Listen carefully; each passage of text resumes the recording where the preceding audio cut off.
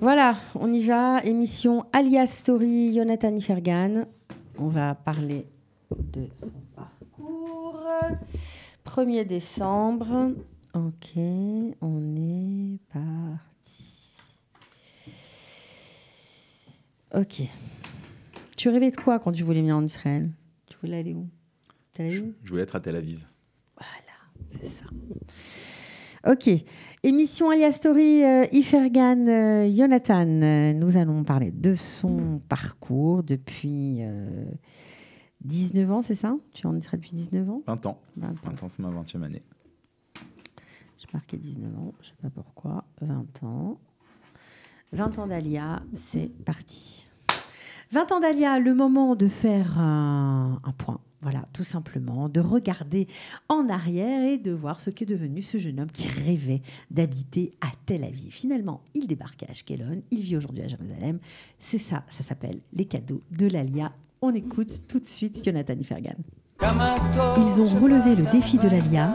Alia Story, c'est vous, c'est nous. Jonathan Ifergan, bonjour, bienvenue. Bonjour. Alors finalement, ce ne sera ni Ashkelon ni Tel Aviv, mais Jérusalem. Pourquoi Tel Aviv tout de suite, Tel Aviv? Parce que Paris, moi je viens de Paris, la grande ville, et je voulais la grande ville. Bah, pourtant, tu commences mal parce que tu arrives dans un programme qui s'appelait, je crois, TACA à l'époque. Le programme TACA. Ashkelon. Mais ça, c'est l'agence juive. Tu Enfin, sais. on regrette pas je regrette pas mon programme, mais l'agence juive. C'était un choc. Ah oui, complètement. Il y a 20 ans, Complètement. Ashkelon, c'était comment? Paris, Ashkelon. Ashkelon, c'était une ville. Excuse-moi, on peut le refaire. Désolé, ça n'a pas enregistré le. D'accord, on Je recommence. suis désolé. C'est pas Attention, grave. Je m'entends. Si tu peux me changer le son pendant qu'on y est, parce que j'ai un petit... Je sais pas, il y a un truc qui est bizarre. Ça marche pas, les boutons ici. Ça marche pas. Il n'y a pas en dessous, il y a le- Non, non, c'est de là-bas, parce que tout à l'heure, c'était bien. C'est-à-dire, tu t'entends comment? Vas-y, fais voir. Mets-moi un petit peu plus de volume, ça devrait aller. Désolé, mon cher Jonathan. Ouais, c'est bien, c'est mieux. On y va. C'est mon Alia. On y va. Allez, émission Alia Story, Jonathan Ifergan, depuis 20 ans en Israël. Nous sommes le 1er décembre. C'est parti. Il rêvait d'habiter à Tel Aviv. Finalement, ce sera Ashkelon, puis Jérusalem. C'est ce qu'on appelle les cadeaux de la Alia. On a le plaisir de recevoir Jonathan Ifergan qui nous raconte son parcours. Ils ont relevé le défi de l'Alia. Alia Story, c'est vous, c'est nous. Jonathan Ifergan, bonjour, bienvenue. Bonjour. Alors finalement, ce ne sera pas Tel Aviv hein, pour ce jeune homme que vous étiez. Vous rêviez de quoi? De danser, de sortir en boîte de nuit, Voilà.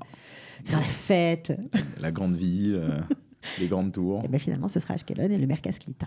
Ce sera Ashkelon et le Merkaz Klita, un dépaysement absolu. Ah ben ça, c'est le moins qu'on puisse dire. Mais la plage, les soirées entre amis, l'Ulpan. Comment vous êtes arrivé dans ce programme C'est un programme que nous a proposé Agence Juive à l'époque. Ok, donc vous avez été, oui, franco, on y va, c'est pas grave, on va découvrir le sud du pays. Ouais, ils nous ont proposé ça, ils nous ont dit que ça convenait à ce que je cherchais, ce qu'on cherchait moi et les personnes avec qui j'étais. Bah, ça se convenait à ce que vous cherchiez, pas vraiment, parce que le premier soir, lorsque vous avez débarqué au Merkaz Klita, c'était le soir des Rekudéam, comme on dit, les danses folkloriques, et vous avez devant vous une photo Kibbutz Galuyot. un peu spéciale, voilà. Ouais, on avait des gens de tous les pays et on Des s'est Argentins, des plongé Russes, dedans. quoi, Des Argentins, des Russes, des Éthiopiens, des Français, des Guatémaltèques, des Espagnols, de partout. C'était, Donc avec vos valises, vous arrivez, vous voyez ça, qu'est-ce que vous exactement, ressentez? j'arrive Qu'est-ce que vous à ressentez 10-11 heures du soir avec mes valises dans les mains, le show Ouais. nous descend et là je me dis mais où je suis? Où suis-je arrivé? Mais avec beaucoup de plaisir, avec beaucoup d'excitation comme ça. Et je rentre dans le Merkaz Klita et puis on m'a accueilli tout de suite, on a posé les valises, on a dansé avec tout le monde. Et, Comment c'était Ashkelon à cette époque? la partie d'Ashkelon où nous on était, elle était quand même assez... c'était à l'ancienne. C'est un peu comment on appelle ça? Les shikunim Ouais. d'Ashkelon. Ouais, les HLM, on peut traduire ça comme ça. Mais ça nous a permis de découvrir un Israël hyper chaud, hyper Ça veut dire amical. quoi? Ça veut dire que c'était toujours amical dans la rue. Les gens, tout le monde se dit bonjour, tout le monde s'aide. On jouait au chèche-bêche dans la rue. Voilà, exactement. On s'asseyait. Non, mais vraiment, on s'asseyait dans la rue, on jouait au chèche-bêche avec les gens du quartier. On allait à la Macolette, tout le monde se connaît. C'était un peu les Shnot Hashmonim, c'est ça, la fameuse série israélienne des années 80. Voilà, c'était un peu plus moderne, mais oui. C'était un peu ça, c'était l'esprit. Bon, alors vous avez décidé de venir après 2 ans quand même, passer à Jussieu, donc pas tout de suite après le bac. Pourquoi avoir entendu? J'ai un petit frère qui est né au moment où j'ai voulu monter en Israël. Et donc ça a repoussé un petit peu l'échéance. Pour le bien? Pour le bien, bien sûr, pour le bien. Alors, vous arrivez et vous finissez votre programme d'Ulpan. Hein, ça dure 10 mois, donc c'est un peu particulier quand même comme programme. 5 mois d'Ulpan. Et 5 mois d'un Ulpan spécialisé dans le cadre des études qu'on voulait faire par la suite. Ok. Et puis, après ces 10 mois, il faut choisir ce qu'on fait. Est-ce qu'on reste? Est-ce qu'on part? Comment vous avez décidé? Alors moi, c'était tout tracé. C'était Tel Aviv, Université de Tel Aviv. J'avais déjà tout préparé, tout imaginé. J'avais tout prévu, presque. Et en fait, j'ai rencontré celle qui serait plus tard ma femme. Ah, et elle, par contre, elle avait passé 1 an à Jérusalem avant de venir à Ashkelon. Et elle m'a clairement dit que Jérusalem n'était pas une option. Et donc, je l'ai suivie à Jérusalem. Tel Aviv n'était pas une option plutôt. Que Jérusalem, c'était obligatoire. Que Jérusalem était obligatoire. Ouais, ça n'est pas une option, ça venait en série. Bon, vous avez, traîné les pieds, entré dans les pieds ou comment? Non, j'ai suivi. On n'était pas... il n'y avait rien qui me bloquait, si vous voulez. On commençait notre vie en Israël, donc il n'y avait pas de... Il n'y avait pas d'obligation, j'étais ouvert à tout. On a essayé Jérusalem et puis je suis tout de suite tombé amoureux de Jérusalem. Pourquoi? On me demande souvent pourquoi. Même mes copains à l'armée me disent pourquoi à Jérusalem. Il y a une atmosphère à Jérusalem qu'on trouve nulle part d'autre en Israël. D'ailleurs, il y a probablement une atmosphère dans chaque région d'Israël qui est particulière. Ouais. Mais Jérusalem, c'est spécial. Et comment je pourrais le définir? À chaque fois que je rentrais de l'armée, c'était des fois toutes les 2 ou 3 semaines, dans la montée de Jérusalem, j'étais dans le bus. J'avais un petit truc dans le cœur comme ça. Vraiment, c'est quelque chose que je ressentais à chaque fois.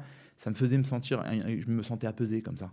Il y a une avira, une atmosphère à Jérusalem qui est très particulière. Quand on va au Chouk, quand on va à Mea Sharim, quand on va dans la vieille ville, c'est spécial. Et je n'ai pas trouvé ça autre part en Israël. Ouais.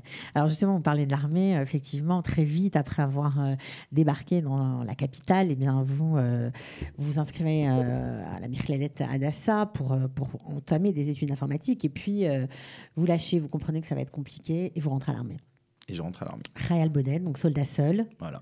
C'est pas facile, j'imagine, ça. Non, c'était pas facile au début. On a reçu l'aide dont on avait besoin. Et puis, on s'est fait des amis là-bas. Alors, 30 mois d'armée dans les Golani? 30 mois à l'armée dans la Khativa de Golani. Ok, donc on découvre tout, quoi, parce que l'armée, c'est le melting pot, donc on voit des gens... Absolument, surtout que j'y connaissais rien. L'armée en Israël, c'est quelque chose de courant. Pour un Français, c'est quelque chose de spécial. C'est dans les films, quoi. On a beaucoup d'envie, mais on est loin du compte, quand même. On veut beaucoup de choses et puis on se rend compte qu'il y a beaucoup de barrières et puis que c'est pas facile finalement. On ne s'attendait pas à ces difficultés-là, les difficultés morales, les difficultés... l'éloignement de notre famille, de tout ça. Et puis, on se retrouve seul avec soi-même. Oui, il y a un vrai moment d'idbo des doutes comme ça. On se sent vraiment seul. Qu'est-ce qui nous tient? Qu'est-ce qui fait qu'on s'accroche? D'abord, la chance de se faire des amis sur place. Des copains. Des gens qui sont devenus des frères après, quoi. Des gens avec qui je suis encore aujourd'hui en Milouim et qui viennent à la maison des fois. Et puis surtout, il y a une volonté aussi qui se construit de vouloir aider son pays, un idéalisme, il y a un sionisme religieux qui s'est construit en moi aussi. Alors après, chacun, il le vit de sa manière, mais j'ai su me construire là-dedans. Sionisme religieux que vous avez découvert à l'armée? Qui n'était pas existant avant. J'étais sioniste avant, mais pas forcément. On était pratiquants, mais pas dans ce sens-là, quoi. On était pratiquants, on était traditionnalistes en France. Là, j'ai découvert ce que c'était d'être religieux et sioniste, que c'était de lier les deux, et mon judaïsme et mon armée et mon pays. Ouais, pas mal comme découverte. C'était pas mal, et puis j'ai eu 2 ans et demi pour le découvrir et bien creuser le sujet. Ouais. Il y a une chanson qui vous reste en tête de cette époque? Une chanson? Ouais. Bien sûr. Je suis de Golani. Je dois la chanter. Golani, Golani, Sheli, Golani. Golani. C'est ça qui reste en tête. C'est la chanson de Golani, bien sûr. C'est celle qu'on chantait à chaque fois qu'on revenait d'une mifta. C'est la chanson qu'on chantait, qu'on chante à chaque fois qu'on a des rencontres. C'est la chanson de Golani. Vous savez, c'est appartenir à une trativa en Israël, c'est très important. Une famille, hein, c'est sûr. C'est une famille. Bon, alors après ça, vous rentrez évidemment, vous vous mariez. Je crois que vous êtes même marié pendant l'armée. Absolument. Et ça, c'est encore une autre aventure. C'était spécial. C'était spécial. J'avais une table remplie d'officiers et de camarades d'armée pendant mon mariage. Ça ne s'oublie pas, j'imagine. Et grâce à ces amis que vous êtes faits, grâce à l'armée, grâce aux gens que vous avez rencontrés à Jérusalem, vous montez votre boîte. Absolument. Après l'armée, évidemment. J'ai créé ma société, Solanis. Et là, ça a été le début d'une grande aventure dans ma parnassa et dans ma vie personnelle aussi, puisque ça prend le... Mais bien sûr, ça prend de la place et puis surtout, c'est encore un monde à découvrir. L'entrepreneuriat, vous étiez informaticien, mais l'entrepreneuriat, pas trop, quoi. C'était un nouveau monde. C'était un nouveau monde. J'y connaissais rien, même. C'est-à-dire que je pense que je me débrouillais assez bien dans ce que je faisais en tant qu'informaticien. Par contre, j'y connaissais absolument rien. J'ai fait un cours, d'ailleurs. J'ai fait un cours qui m'a permis d'apprendre à gérer ce que c'est gérer une société ou les bases, quoi. Je savais pas ce que c'était le Massar-Nassa, le MAM, aucune idée de... Donc vous avez été apprendre pour mieux gérer votre boîte. J'ai été apprendre, il y avait des petits courses comme ça qui se faisaient en hébreu à Talpiot, à Jérusalem. Et j'ai fait pendant 2 mois, une fois par semaine. Ça vous a aidé. Alors, ça m'a tout appris, ouais. J'imagine. Alors comment on fait pour gérer justement un business naissant, une famille naissante? Vous allez être papa, que des nouvelles aventures, que des premières fois en fait. J'imagine qu'il y a dû avoir beaucoup de hauts, beaucoup de bas. Il y a eu beaucoup de hauts, beaucoup de bas. Comment on fait? D'abord, on essaye de trouver des repères. On ne les trouve pas. Donc on continue à chercher. Et puis petit à petit, les choses elles se mettent en place. Et puis un jour, on se réveille et on se dit regarde ce que j'ai réussi à construire. Qu'est-ce qui vous a aidé le plus, justement? Ce qui m'a aidé le plus, c'est-à-dire justement, dans cette recherche de repères que vous ne trouviez pas, qu'est-ce qui vous a quand même aidé, soutenu, fait avancer? Je pense ma famille. Ma famille, c'est ce qui m'a le plus donné la volonté de réussir et de trouver mes marques. Je les avais trouvés en tant qu'Israélien, puisque j'ai fait le service militaire et que c'est vrai que ça donne des bonnes bases. Mais j'avais besoin de les trouver en tant que dans ma parnassa, dans ma vie civile. Je pense que mes enfants, ma femme, ce qui m'a permis et puis mon pays, ce qui m'a permis de trouver mes marques. Et Jérusalem, parce que vous y êtes resté à Jérusalem. J'y suis resté, bien sûr. J'y suis resté. Même si on voulait, on pourrait pas le quitter. J'imagine, vous avez habité Baka. Aujourd'hui, vous habitez à Homa, 2 choses complètement différentes. Absolument. On a habité Baka pendant 10 ans. Et puis ensuite, on est passé à Homa, qui est juste à côté. Et ça a été un autre cadeau de Hachem, puisque j'ai trouvé là-bas la Keïla qu'il me fallait. Et on est très bien intégré là-bas. On est vraiment content, quoi. Ouais. On est très content, bien que réticent au début, quoi. Alors, qu'est-ce qui a été... parce que je sais que vous faites toujours les milouïm, malgré le fait que vous soyez chef d'entreprise et que vous ayez une famille nombreuse, etc. Vous continuez à faire vos milouïm. Vous étiez, j'imagine, aussi en milouïm pendant Tzuketan? Absolument. 40 jours sans rentrer à la maison? 40 jours du côté de Nachaloz, là-bas. Absolument. Comment ça s'est passé pour vous? Pour moi, ça s'est passé bien. Pour moi, ça s'est bien passé. On n'est pas... Si ce n'est les 40 courses journalières pour aller se cacher dans la migounite à cause des missiles. Mais sinon, on ne se rend pas vraiment compte. On est en groupe. On essaye de faire notre travail comme il faut. C'était plus difficile pour votre femme, peut-être? Voilà ce que j'allais dire. Et la maison, les enfants? À la maison. Pas de nouvelles pendant 40 jours? Très peu de nouvelles pendant 40 jours. Comment vous faisiez pour communiquer? Alors, on avait, si ce n'est les moments uniques où on arrivait à se parler au téléphone, mais on avait une application qui s'appelait IO. YO. Une application Android, je ne saurais pas dire si elle existe encore, mais elle permettait en fait d'envoyer des sortes de signal sous forme d'un carré dessiné sur l'écran du téléphone. Et c'est tout. Pas de message, rien, c'était juste un carré. Je suis en vie, tout va bien. Un carré, voilà. C'est ça. J'ai bien reçu que tu as envie un autre carré. Et voilà, elle me renvoyait pour me dire tout va bien. Ok, donc j'imagine que ça a dû pas être quand même... ça a dû être très tendu. C'était tendu. c'était tendu. C'est vrai que c'était 40 jours assez... c'était épuisant moralement. Et puis, on a vécu des sales moments à l'armée, quoi. Il y a eu beaucoup de mauvais moments. Et surtout dans ma khativa, malheureusement. Exact. Ouais. Mais bon, ça m'a fait du bien. D'abord, ça m'a fait du bien de voir ma femme débarquer presque sur le front après 2 semaines sans me voir. Et puis, comme ça, la surprise. Ce sont des héroïnes, les femmes ici, hein, ah ouais, quand même. Absolument. Il faut bien le dire. Absolument. Bon. Alors, aujourd'hui, voilà, vous avez surmonté beaucoup de difficultés. Vous avez pensé à un moment, les jours sans, à rentrer ou à quitter Israël? Ça vous a traversé l'esprit? À quitter Israël, traverser l'esprit, ouais, ça m'a traversé l'esprit. Le considérer, non. C'est-à-dire que je me suis posé la question, est-ce que ça pourrait être une solution? Parce qu'on a des gens dans notre entourage. Il y a des moments, il faut le dire, qu'il y a des moments quand on a jeune on a eu des moments difficiles à plusieurs niveaux. Des choses comme ça. Et la question est venue se poser sans qu'on la considère, parce qu'on avait trop de... On est venu jeune quand même. On est venu jeune et on avait trop de passifs. C'est-à-dire que j'ai plus de vie en Israël qu'en France. Je ne serais pas capable de vivre dans un autre pays qu'Israël, et parce que j'en serais pas capable. Et dans une autre ville.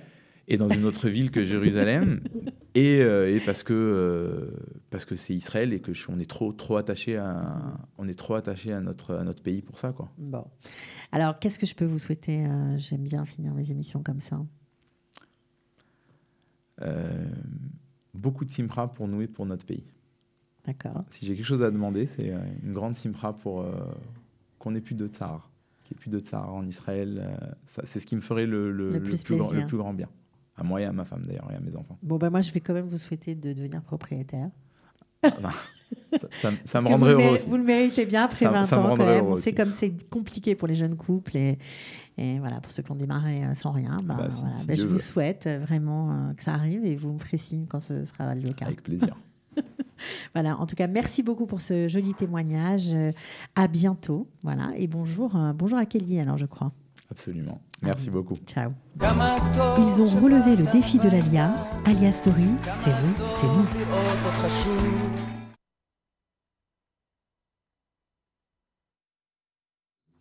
Non, ça va, t'es bien, t'as sorti un peu du reggae, ça fait du bien. Il était Nafron. J'étais un peu lâché, c'est dur. Ouais, c'est bien, et c'est ce qu'il faut. Merci beaucoup en tout cas. Merci à toi.